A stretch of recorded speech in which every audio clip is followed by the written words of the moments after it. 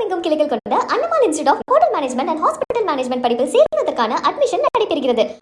வேதாரண்யத்தில் மீன்பிடி தடைக்காலம் முடிந்தும் மானிய விலை டீசல் கிடைக்காததால் மீன்பிடிக்க செல்ல முடியாத நிலைக்கு மீனவர்கள் தள்ளப்பட்டுள்ளனர்.